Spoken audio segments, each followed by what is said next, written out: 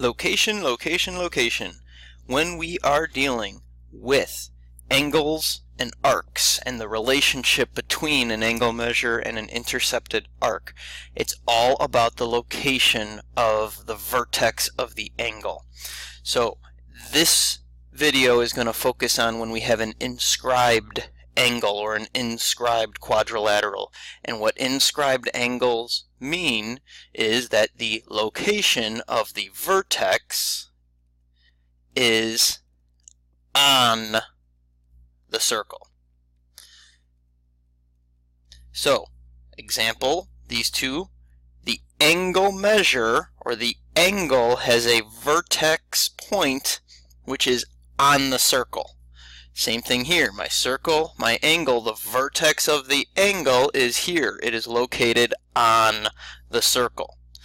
And the rule that we have in place is anytime your angle's vertex is on the circle, the measure of your angle, so in this case x, in this case 54, is equal to exactly 1/2 the measure of, I'll just say arc like this, the intercepted arc.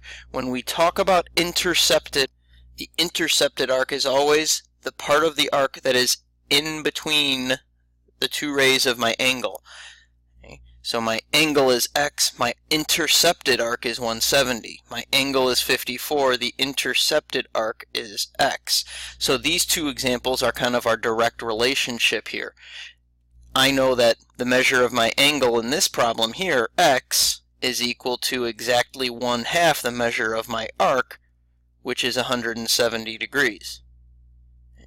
Compare that to here. In this case, x is my arc, so it's all a matter of plugging it into my formula here. The measure of my angle is not x in this case, it's 54 degrees, is equal to exactly 1/2 the measure of my arc, and I don't know my arc. So when x is my angle, I just multiply 1/2 times the measure of the arc. In this case, 1/2 of 170 is 85. So this is an 85 degree angle because it's a 170 degree arc. And in this case, I have to solve. So multiply both sides by my reciprocal, multiply both sides by 2, and I get that x in this case is 108. This next example is going to bring in not just the property that we're talking about for the video, but something from earlier on in this chapter, and that's this 94 degree angle. The vertex of the 94 degree angle is at the center. That makes it a central angle. So the first thing we're assessing here is that we recall from earlier in the chapter that a central angle and its intercepted arc, which in this case is x, are always equal. So it's location, location, location. Center is where the location of my angle is. The angle and the arc are equal. X is 94. But then, to find the measure of angle y here, the location of that angle is on my circle. It intercepts the exact same arc. So we go back to the property we just talked about.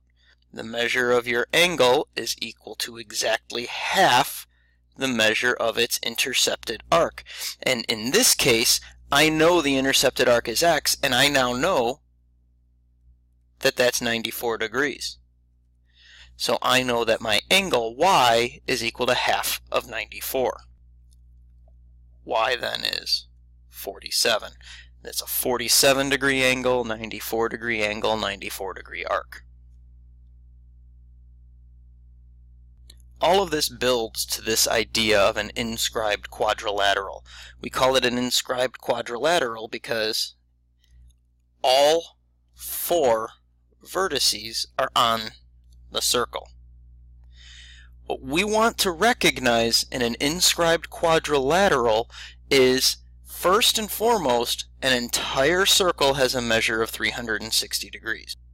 So, first and foremost, a full circle is 360. Now, there's some extra information in here that we don't necessarily need. But I'm going to focus first on this vertex. It's on the circle. It opens up and it intercepts an arc. The arc it intercepts is this arc. I know that this angle is half of that arc. I don't know what that arc is, though. But if I look across at the angle across at this one, again it's located on, this one opens up and it intercepts a different arc. It intercepts this arc. So using this concept, and now if you look, we have the entire circle highlighted by using opposite angles. And I don't know what each arc is, but I do know that if I called this orange one here arc 1 and the blue one arc 2, I know that arc 1 plus arc 2 has to add to 360 degrees because I just made a full circle.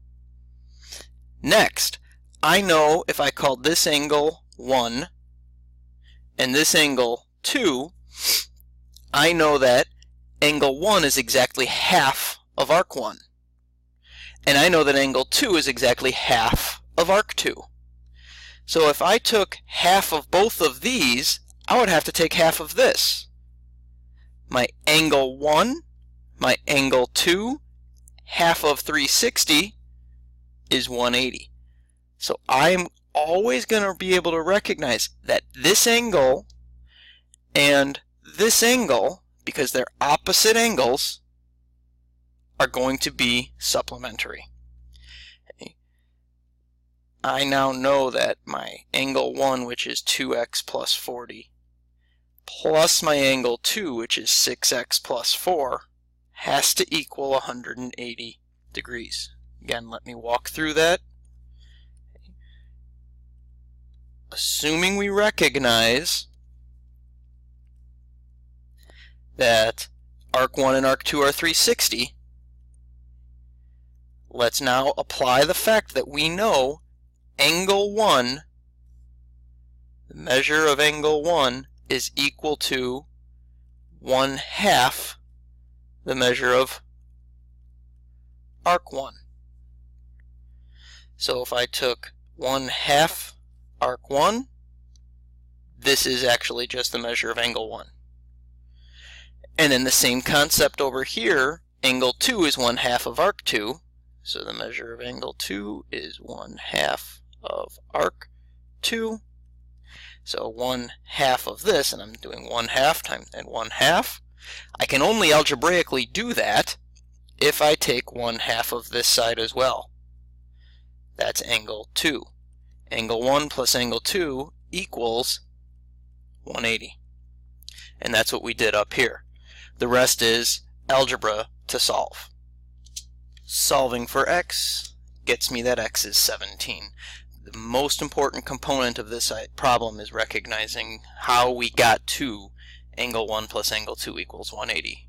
And it all has to do with those two arcs forming an entire circle.